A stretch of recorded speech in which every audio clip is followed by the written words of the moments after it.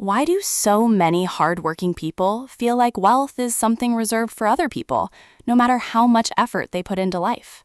That's because most people aren't fighting a lack of opportunity first. They're fighting a story they've believed for years. Wealth doesn't begin in your bank account. It begins in your expectations. If you grow up hearing that money is scarce, that rich people are lucky or dishonest, or that success belongs to someone else, those ideas quietly become the lens through which you make every financial decision. You work harder, but you hesitate to invest. You earn more, but you spend to prove you're doing well. It isn't intelligence holding people back. It's invisible programming. Financial psychology often explains why two people with the same income end up living completely different lives. One sees every paycheck as something to consume. The other sees it as fuel for building assets. That's the difference between surviving and creating wealth. If changing our financial future starts in the mind, what's the first shift people should make to stop feeling trapped? Stop asking, how can I make more money? And start asking, how can money work for me? That single question changes everything. Most people are trained to exchange time for income, but wealth is usually built by owning assets that continue producing value long after today's work is finished. It doesn't happen overnight, and that's where many people lose patience. We live in a culture that rewards instant gratification, yet almost every lasting fortune is built through delayed gratification.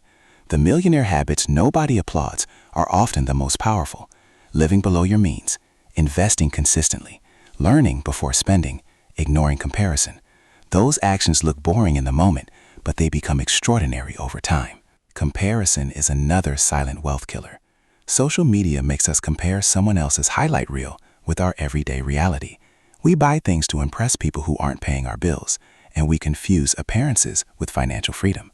Real wealth is often quiet. It doesn't always drive the newest car or wear the most expensive watch.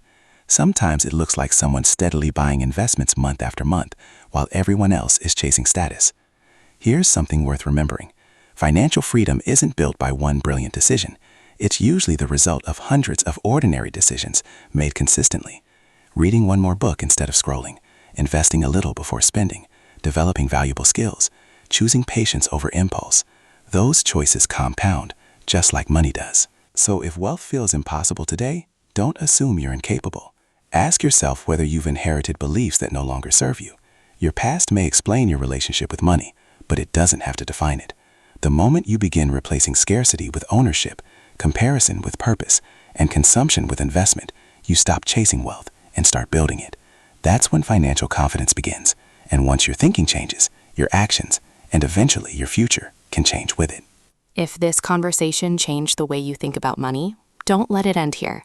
Share this episode with someone who needs to hear it. And subscribe for more conversations on wealth psychology, financial freedom, investing, and the habits that quietly build lasting success. Remember, wealth isn't created by one big breakthrough. It's built through small decisions made consistently over time. Thank you for listening, and until our next conversation, keep learning, keep growing, and keep building the future your present self will one day thank you for.